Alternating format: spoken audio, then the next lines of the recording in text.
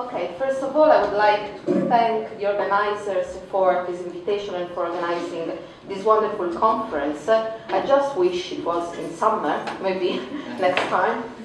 Now, in this presentation, I aim to employ the debate on the Jewish question that engaged Karl Marx and Bruno Bauer in the early 1840s. The title of my paper, in fact, is On the Muslim Women Question, and it refers to the Jewish question, as some of you might have understood. And I would like to employ this debate in order to clarify what I call the contemporary Muslim question, particularly the Muslim women question. I will explain why the women play a role in this discussion. Now, a brief preliminary remark here is needed. I call the Muslim women question the contemporary public debate on Muslims' integration into Western societies, a debate that has been conducted mainly based upon the presupposition of Muslims' fundamental backwardness and thus upon the demand of their assimilation into Western civilization as the condition for their integration.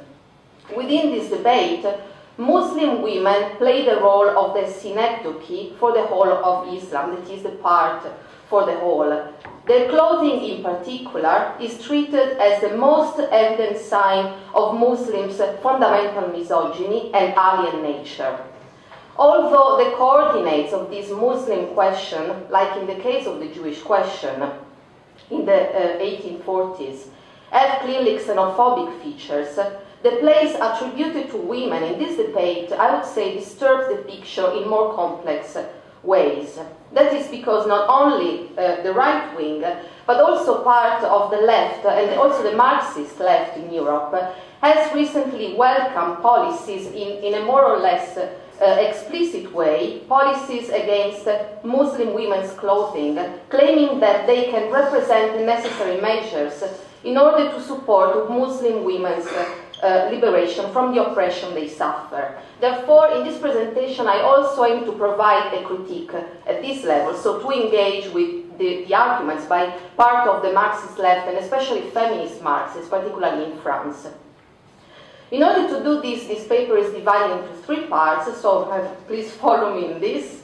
First, I will briefly reconstruct Bauer's and Marx's position on the Jewish question by showing the fundamental structure of the arguments. Secondly, I will reconstruct the mainstream position in favor of the ban of the headscarf worn by Muslim women, particularly as it is articulated in France, showing the striking similarities with Bruno Bauer's argument. And finally, I will attempt to demonstrate how the critique that Marx developed in his review of Bauer is still of great relevance today for developing an effective materialist critique of the racist elements that I think are contained in the debate on the oppression of Muslim women. Now, obviously, you will see my discussion is confined to Europe, is the context I'm more familiar with, and is confined especially to the French case.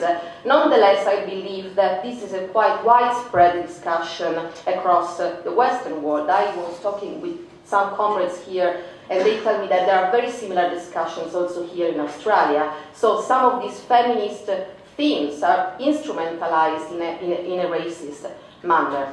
Now, some elements of context. First, the quarrel between Bruno Bauer and the young Karl Marx in the early 1840s took place in the context of the debate provoked by the 1841 draft law by the King of Prussia, who proposed to re-establish special corporations for the Jews and to eliminate their right of vote, a right that they had acquired in 1812.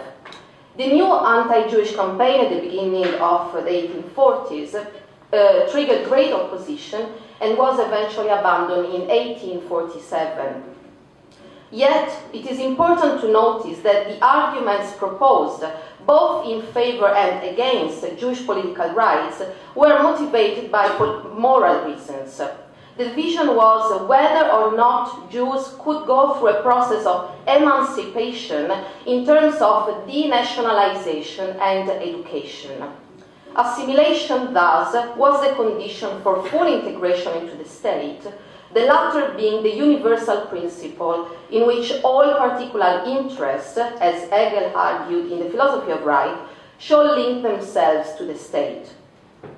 What is worth noticing here is that the debate on citizenship for the Jews was conducted mainly in cultural, national, and religious terms, and not yet in the biologically racist terms that would be commonplace at the end of the 19th century. So it was not yet anti-Semitism, but it was in the contemporary sense, a word that will be used only around the 1860s, 1870s, but it's still Jew hatred, and there is a quite good book on this issue written by Detlef Clausen, which is precisely from Judenhass, Jew hatred to anti-Semitism.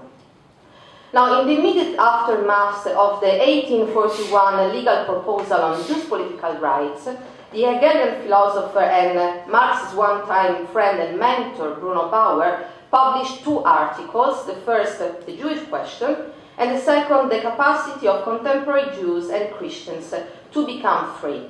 Both were critically reviewed by Marx in his more famous essay of 1843 on the Jewish question.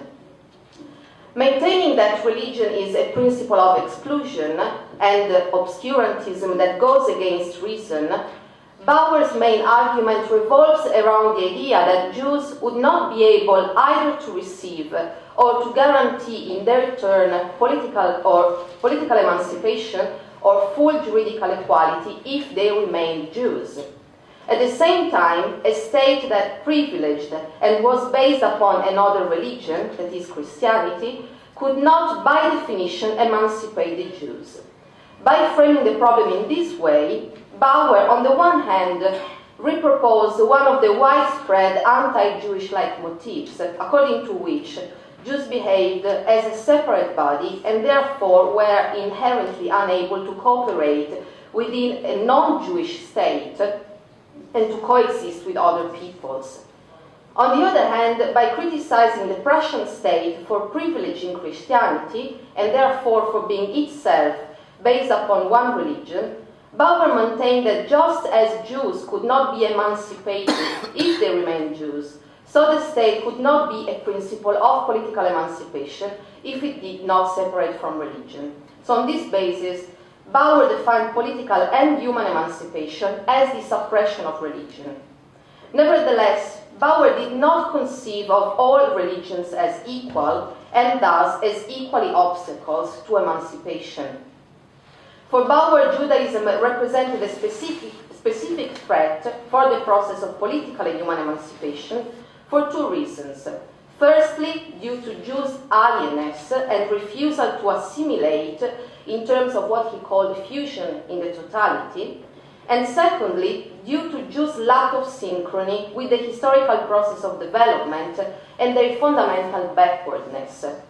Indeed, Bauer maintained a teleological perspective, which was very common in the Hegelian circles of his time, according to which, and here I'm quoting Bauer, the Christian religion constitutes the sublation, the Aufhebung, of Judaism, and therefore also of the latter's exclusiveness. But it also constitutes this sublation because it is the accomplishment of Judaism and of its exclusiveness. End of the quote. For Bauer, Christianity is a force of progress, thereby implying that Judaism is a force of backwardness. However, Christianity itself, in the 18th century, for him had gone through a further process of sublation, leading to the non-religious religion of humanity, namely the Enlightenment. As Bauer put it, beginning of the quote, if the Jews want to become free, they should profess belief not in Christianity, but in the dissolution of Christianity, in the dissolution of religion in general, that is, in enlightenment. End of the quote. To sum up, in order for the Jews to be spared from accusations of alienness and backwardness, Bauer demands that they dismiss their religion and embrace the faith in the Enlightenment as secular individuals. Although the award of citizenship rights, as based on the individual rejection of religion, may be felt as an act of enforcement, religious individuals will soon acknowledge that they will be rewarded with freedom, since religion amounts to oppression, exclusiveness, and backwardness. Now here, at this point, I would like to draw attention to the threefold structure of Bauer's argument. For this same structure, these three fundamental arguments that are related and linked one to the other, informs the contemporary discussion on Muslims' integration or the Muslim question, particularly in France. First, in Bauer we have that the main accusation directed at Jews is that of alienness, of operating as a separate body within the state. Second, for Bauer, the condition for political emancipation is articulated as the demand of assimilation, understood as individual dismissal of religion. And third, the reward for such a dismissal is emancipation, albeit via a moment of enforcement. In 1843, Marx published On the Jewish Question, which was a critical review of the two aforementioned texts by Bruno Bauer. Marx begins by analyzing Bauer's accusation of Judaism as alienness and of religion more generally as a threat to political and human emancipation. Firstly, Marx questions whether the existence of religion can truly be regarded as an obstacle to the granting of citizenship rights, that is, to political emancipation. By referring to the example of North American states, where the question for Marx was authentically secular and political, to the extent to which there was neither state religion nor an official religion of the majority, Marx showed how political emancipation could historically coexist with religion in the private sphere. For Marx, the North American example revealed above all that political and human emancipation should not be conflated. If political emancipation, that is, the separation of the state from religion and the granting of citizenship rights, could exist with religion, that is the sign of the persistence of human unfreedom, this for Marx was the proof that political and human emancipation are two separate and distinct things. Furthermore, this was the proof of the limits of political emancipation, for, in Marx's words, the state can be a free state without man being a free man. In this, Marx shared with Bauer the idea that religion is the expression of a limit. He called it in this text, in the Jewish question, the existence of a defect. However, the origin of this defect for Marx could only be sought in the nature of the state itself, since religion is not the cause, but he calls it here only the manifestation of secular narrowness. By relieving religion from the accusation of being a threat to political emancipation, Marx was questioning the very foundation upon which Bauer's argument was based. That is, the idea that the maintenance of Judaism was the obstacle to the obtainment of political rights and the threat for a secular state.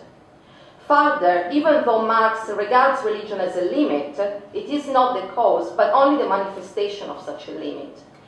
The problem of Bauer's argument, thus, was that he questioned only the religious state, but not the state as such.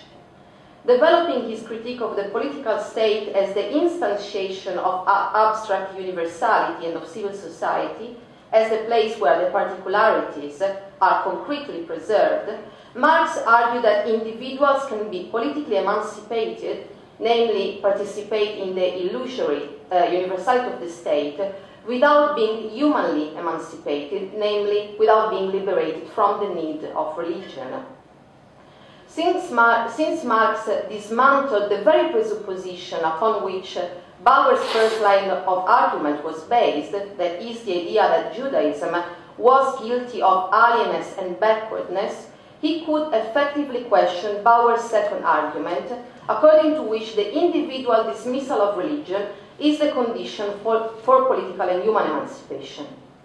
By showing that religion was not the cause, but the epiphenomenon of the lack of human emancipation, what had to be uncovered were the secular restrictions, or material conditions that created the need for religion. Finally, Marx provided formidable insights for questioning the idea that liberation can be the result of an act of enforcement in the way of the suppression of religion. For Marx, the real question to ask was not if the Jews had the right to ask the state to give them rights, a la Bauer, but if the standpoint, I'm quoting Marx, if the standpoint of political emancipation gives the right to demand from the Jew the abolition of Judaism and from men the abolition of religion. If the state entitles itself to demand the individual suppression of religion, that is to claim to enforce liberation, that is because violence, it is at the heart of the constitution of the political state itself. As Marx put it, in periods when the political state as such is born violently out of civil society, when political liberation is the form in which men strive to achieve their liberation, the state can and must go as far as the abolition of religion, the destruction of religion. But it can do so only in the same way that it proceeds to the abolition of private property. End of the quote.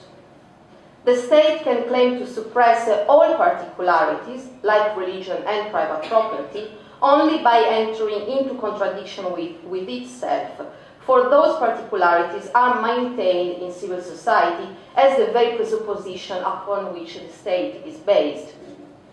Now, once I provided with you with this very brief sketch of the two positions, Bauer's and Marx's critique, in this following part, I will attempt to show how the contemporary debate on Muslims' integration presents us with some of the fundamental coordinates of the Bauer and Marx quarrel. For this, I will refer to the French controversy over the headscarf, hijab and niqab and burqa, worn by Muslim women, for it represents in a very condensed way all the elements of the contemporary debate on the Muslim question as it takes place in Europe.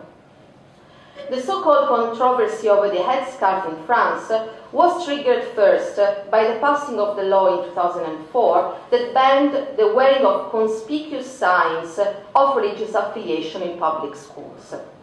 The ban of the headscarf, which was the primary aim of the law in the end, was presented above all as a measure to defend laïcité, which is the French word for secularism, defined as the universal principle and the republican value upon which the unity of the nation is founded. These are all passages I'm taking from the report on the Republic and Secularism, which was the document upon which the law in 2004 was based. The reasons that prompted the need for such a law, in the words of its proponents and supporters, were that secularism, which is this supreme value of the French Republic, was increasingly threatened by the difficulties of integrating immigrants, and especially Muslims, and by the development of potentially anti-republic subversion in the form of what they called the fanaticism of difference, that nourishes communitarian logics. Immigrants and Muslims in particular were thus accused of operating as a separate body within the state. In this context, the most visible sign of the spreading of what they call veil worn by Muslim girls. According to the proponents and supporters of the anti-headscarf law, Muslim women are victims of Islam's inherent misogyny and violence, since the headscarf symbolizes nothing but male oppression over women. As the French sociologist and feminist Christine Delphi argues, if the headscarf provokes these strong reactions in France, it is because it tells French society, you have marginalized us, you have called us different. Fair enough, now we are different. The veiled woman is the alien that lands in our societies. But this alien puts into question the very French model of integration. This alien makes Islam visible. Therefore, it is unbearable for French nationals, because Islam has been tolerated in France only on the condition of being discreet, that is, preferably invisible. Now, I would like to note that at this point, the same threefold structure of Bauer's argument, the one I listed before, can be seen operating in very clear ways, in my view, in this mainstream position in favor of the anti-headscarf laws. First, as in the case of the Jews in the 1840s, Muslims allege problematic integration assimilation is attributed to the alleged tendency to create a separate and alien community within the state, communitarianism, in fact. The accusation of communitarianism or alienness that is addressed to the Muslim population is the result of the exclusionary rather than inclusionary features of universality. By defining the abstract universal individual, which the integrated citizen is asked to resemble, as possessing a certain set of invariant characteristics, the abstract individual has the function of excluding those who do not possess those characteristics. The alienness of Muslims nowadays, as the alienness of Jews before, therefore is the end result of the condition in which the normality is defined on the basis of the features of the dominant culture. Second, the condition for integration of Muslims is the individual rejection of religion and assimilation into French society. Here I want to stress the term individual because we should note that Muslims are required to divest themselves of their forms of collective identification and to enter the political sphere as abstract individuals. Now, what is, I think, also important here to notice is that in this way, not only forms of collective emancipation, but also forms of intervention at the structural level to relieve the problems of integration are entirely taken out of the picture. Finally, as in Bauer, since religion is the main impediment to emancipation, its rejection, albeit enforced, is assumed to be conducive to emancipation. Likewise, since the headscarf is assumed to symbolize the oppression enacted by Islam, specifically against women, the enforced unveiling of Muslim girls is presented as conducive to their emancipation. I would like to spend some more words on this specific question, the question of enforced liberation or enforced emancipation, if you like, since this is probably the most contested point amongst Marxists, particularly amongst several feminist Marxists in France, as they have expressed forms of implicit support to the anti-headscarf law on the basis of the assumption that the headscarf is a symbol of male oppression to be eliminated. Now, for those of you who are not very familiar with French politics, particularly in the far left, just to give you an example, in 2010 at the Congress, National Congress of the NPA, which is the new anti-capitalist party, one of the most contested and debated points was precisely whether veiled women were allowed to be candidates in local or national elections. So this, I think, gives already some sense of the debate. Now, here I don't think, in order to criticize, because this is what I would like to do, criticize the position of these Marxist feminists who are implicitly supporting this law, but nonetheless, in order to engage with their arguments, I don't think it is sufficient to state simply that an act of enforced liberation by the state cannot be a vehicle of emancipation due to the illusory nature of the state's promise of liberation. Because after all, Marx himself regarded political emancipation as the last and necessary form of human emancipation within the contemporary world order. This is what he wrote in The Jewish Question. Therefore, I think that we need to go further and to question the very possibility for a process of enforcement to be conducive to the liberation of the oppressed subjects and subaltern classes. First, the idea that the enforced unveiling of Muslim women is an act of liberation, particularly if they chose to wear the veil, is not only a contradiction in terms, since freedom, even if negative, in its negative form, negative freedom if you want, is by definition absence of subjection or enforcement, More importantly, this idea that the enforced unveiling of Muslim women is an act of liberation, in my view, omits the point that freedom and emancipation, positive freedom, must above all be self-directed, self-determined by the oppressed subjects themselves. In other words, people cannot be forced to be free.